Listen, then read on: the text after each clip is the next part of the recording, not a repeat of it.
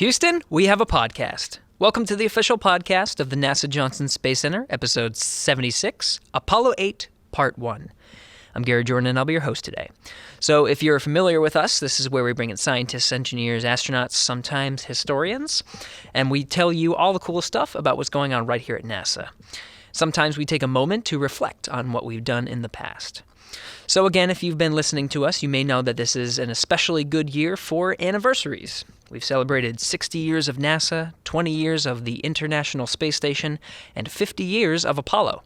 Exactly 50 years ago, on the day that we released this episode, so it would be December 21st, 1968, three brave men set course for the moon for the very first time. They were Frank Borman as commander, Jim Lovell as command module pilot, and Bill Anders as the lunar module pilot. It was the first time that humans traveled to the moon and the first time humans launched on the legendary Saturn V rocket, putting NASA one small step closer to taking that historic giant leap for all of mankind. To recount this mission, we're bringing in some very special guests. Returning to the podcast is Dr. Jennifer Ross Nazell, our historian here at the NASA Johnson Space Center. We go over not only what happened during the mission, but the landscape of the Apollo program at the time and surrounding details that you may have never heard before. I also had the honor and privilege to speak with Apollo 8 Commander Frank Borman and Apollo 8 Lunar Module pilot Bill Anders about their historic mission. We'll kick off today's episode with Commander Borman. I traveled out to Montana just about 2 years ago to discuss his involvement in the Apollo 1 fire investigation that helped to make changes to the Apollo capsule and get NASA back on course to meet President Kennedy's declaration of landing on the moon by the end of the decade after the tragedy.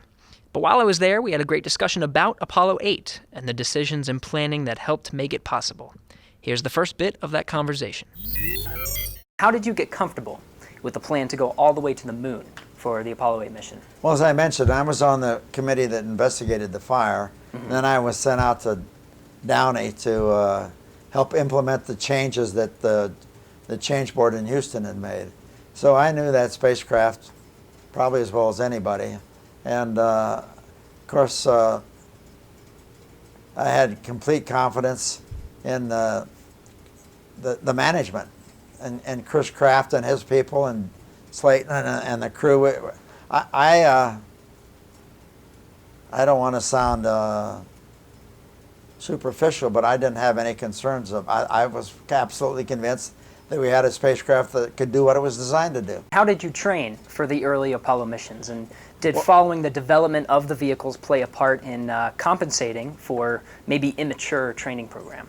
Well, we didn't find out for sure on Apollo 8 that we were going to the moon until August. The mission was in December. That's a very short time period to us.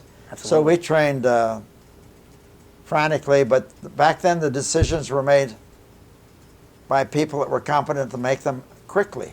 I remember I sat down with Chris Kraft and two or three of his people one afternoon, and in one afternoon we hammered out the basic flight program for Apollo 8.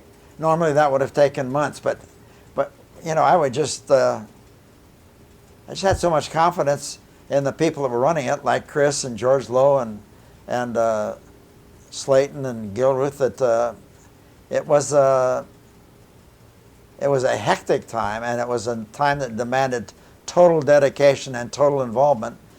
But it went smoothly. How did the crew interact with engineers performing upgrades and the testing of the vehicle? Well, most of the upgrades on the vehicle had been made prior to the flight by the change board that George Lowe headed, like changing the hatch and things like that. So we didn't have we weren't charged, or did we, that make any significant changes to the vehicle that I can remember. But we were very careful about the mission and not overloading it. I remember during one of the mission planning things later on, after we had the basic flight plan laid out, somebody came up with the idea they wanted us to do EVA on the way to the moon, and you know, this is nuts. we've got a big mission of getting to the moon, beating the Russians, which was the overriding factor, beat the Russians to the moon, and now you want to jeopardize or potentially jeopardize the mission by opening a hatch that had never been opened. But, as soon as I objected to that, well, Chris Kraft and others said that they just didn't worry about it, went away. Awesome. And then I was stupid too, because I said, okay, well, we don't want a television camera on board because we don't want to be distracted. Well, that was nuts. The American people deserved to have it, and I was overruled by people that were smarter than I was. What communication system enhancements took place by the time Apollo 8 flew, and then what were the photo and TV requirements for the mission? Well, we had a regular photo plan, and the person that was in charge of the photography on Apollo 8 was Bill Anders, and he did a real good job. As a matter of fact, he had a detailed program of everything he wanted to take a picture of.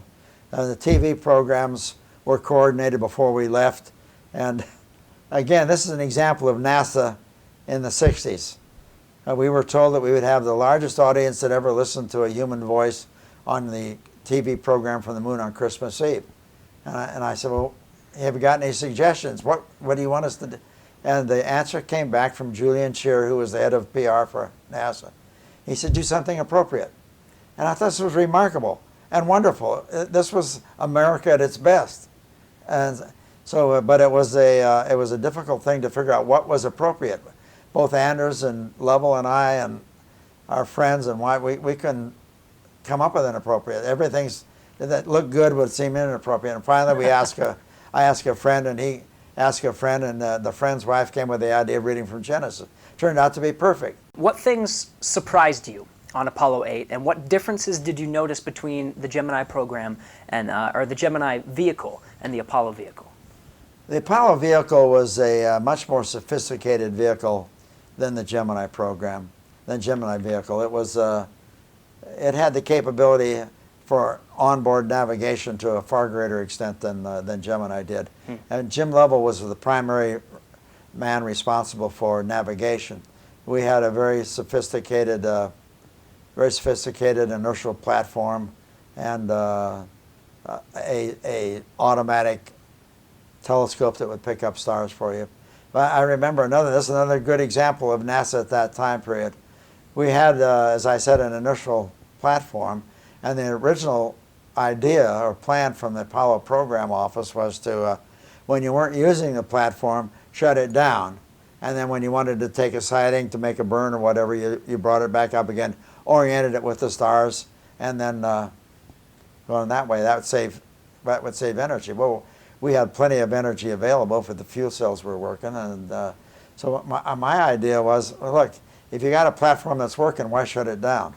So I asked the Apollo program office about that. I said, I prefer to leave it running, and they referred the question to the people at MIT, and I got a 2-page letter back from the man who had designed the program. I've forgotten his name. I wish I'd have saved the letter. And it validated all the reasons that we were given to shut down the inertial platform. And he signed it, and then at the bottom it said, P.S. If I were going on this mission, I'd let the damn thing run too. It was that kind of a deal at NASA at that time. Right. Wow. Individuals made a difference. That was Frank Borman, commander of Apollo 8.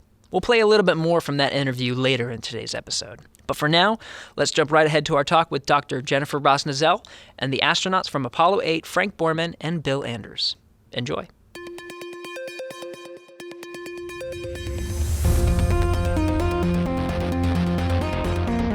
T-minus 5 seconds and counting. Mark. Launch commit lights are correct. There she goes. Houston, we have a podcast.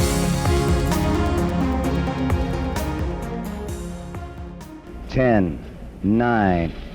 We have ignition sequence start. The engines are on.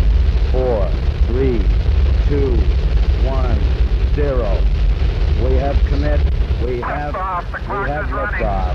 Liftoff at 7:51 a.m. Eastern Standard Time. Jennifer, thank you so much for coming back on Houston, We Have a Podcast. Thanks for inviting me. I'm glad we didn't scare you off. Not too much.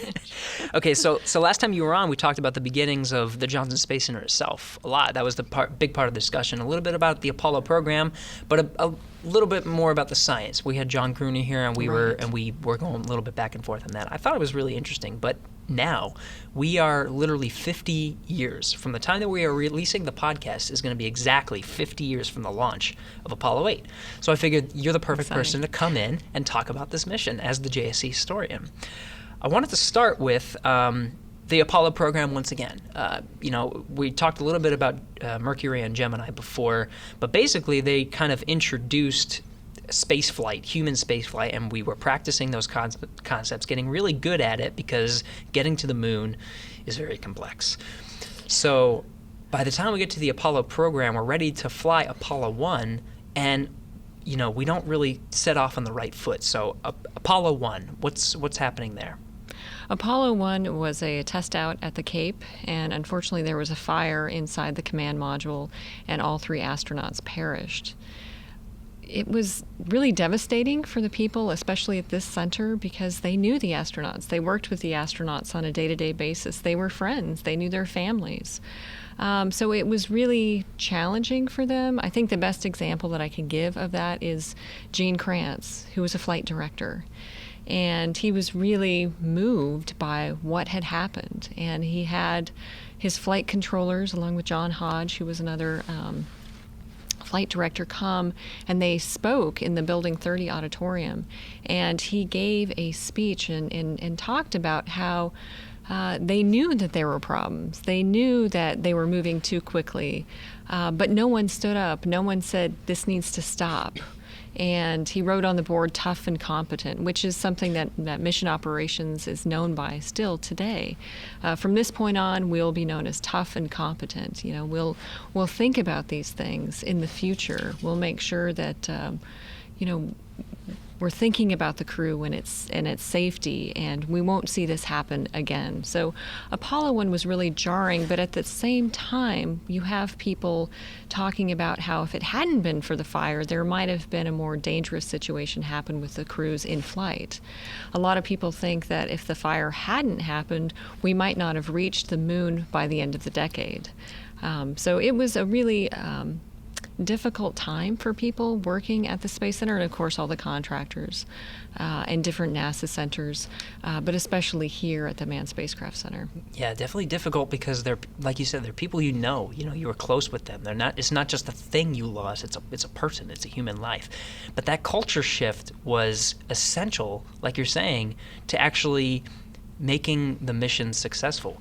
Because there was this culture, from what you're saying, is this culture of let's just do it, and then these minor mistakes are just kind of nuisance things in the way. We won't deal with them, and then we'll just kind of move on because we have a mission to do. But I think that tough and competent is more establishing a culture of we have to check ourselves. We have to make sure that what we're doing there's a human life in here, and that is just as important as the mission itself.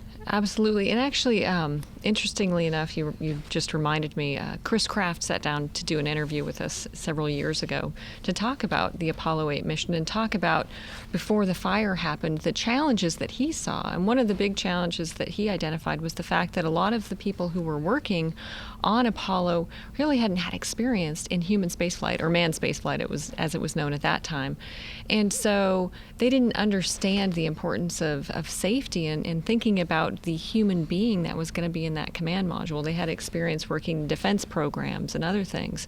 And so, that was a real major issue for him in trying to explain to people, we have to think about the human being that's part of this program. We can't just overlook that. We're not just sending a piece of hardware to space, we're sending a human being that needs to come back safely. Exactly. And you're referencing some key players here. You mentioned Gene Kranz, you mentioned Chris Kraft. These are leaders in human spaceflight at this period of time. George Low is another person, Robert Gilruth. What are these guys' positions, and what is their role in the Apollo program at this time? Yeah. So Bob Gilruth, I think we talked about him a little bit last time. Mm-hmm. He's center director here at the Manned Spacecraft Center. A lot of people credit him with the Apollo program. They say we couldn't have gotten to the moon without him. He's really a leader. He might be the manager of this whole center, but a lot of people look at him as someone who made people stop and think. And I think a good example of this is a story that I like to tell. Dottie Lee, who was an engineer out here, she started as a computer actually working at NACA.